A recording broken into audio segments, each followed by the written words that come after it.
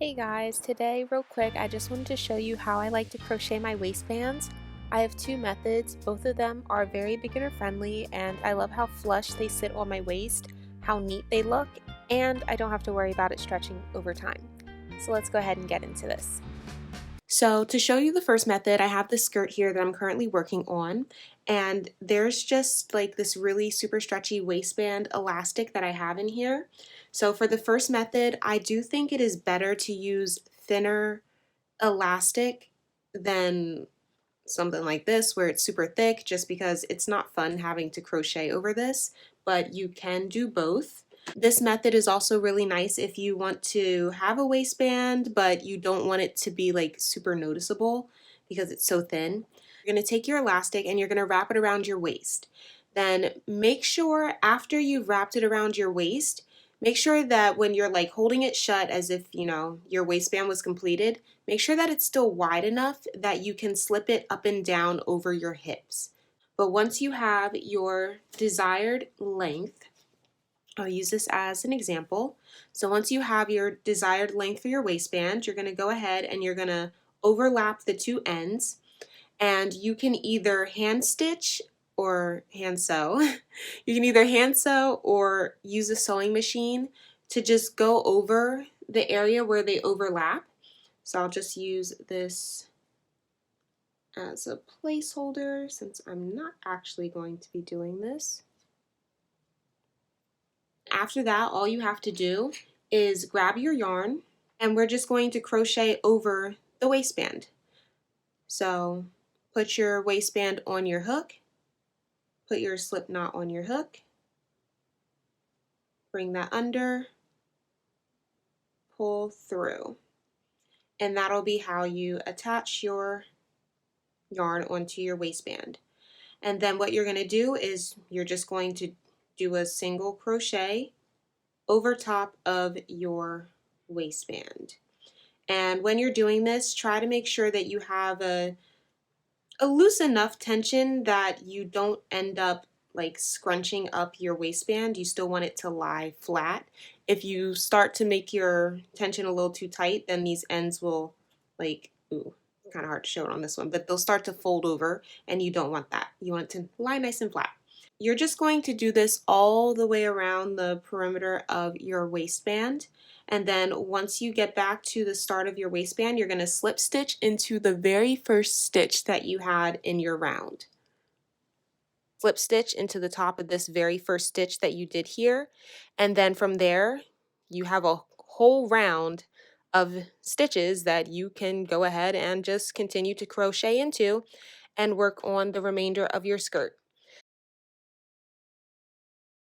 Here's an example of what my waistband looks like with the elastic for the second version that we're going to be doing. And then here is an example of what it looks like with string ties.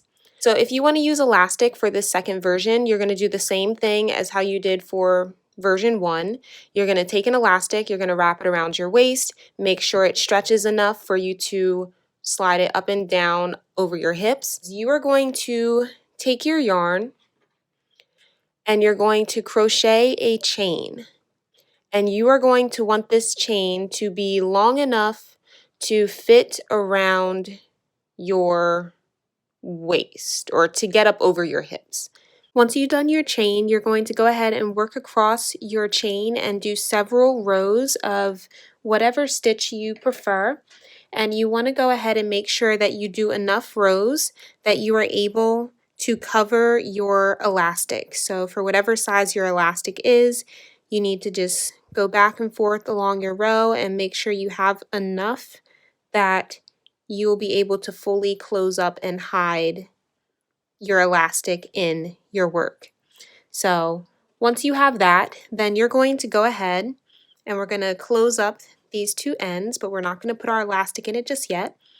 So I'm chaining one and then I'm turning my work, and what I'm going to do is I'm going to do a single crochet into my V-stitch as well as the little side of my chain for the other end where we first started off. So it'll be like that. And you're going to do that all the way down the length of your work. So you're basically going to create like a little tube, and then the center of it will be hollow. It'll be like a little hole. So one more time, go into the V-stitch as well as the other side of your work where that chain originally built off from, and do a single crochet. And repeat this all the way down the length of your work. So once you've crocheted all the way across your row, you will see that you have like a little hole or center part. So what you can then do is take either your elastic or your chain ties, and you can feed it through the hole. Okay, so I'm not actually going to put my elastic in there, but once you have your elastic in there, you will have two ends of your elastic that you're able to like pull up enough that you can overlap them and then go to your sewing machine or hand stitch to close those up. So once you have your elastic sewn in there, it'll be in a round. Again, mine's not there because I'm not actually doing it, but it'll be there. So all you have to do is connect the actual crocheted part that you're going to continue to work off of. And since we ended off doing single crochets, you will have these nicely defined V-stitches that you can work into from here on out. So I'm going to go ahead and just slip stitch into my very first V-stitch, or excuse me, I keep calling them V-stitches. So slip stitch into your very first stitch, and then depending on whatever stitch you're using for your bottoms, you can go ahead and just work from there up and continue on in your round, but your waistband will be done, so you'll be able to try on your work as you work on your pants or your skirt or whatever.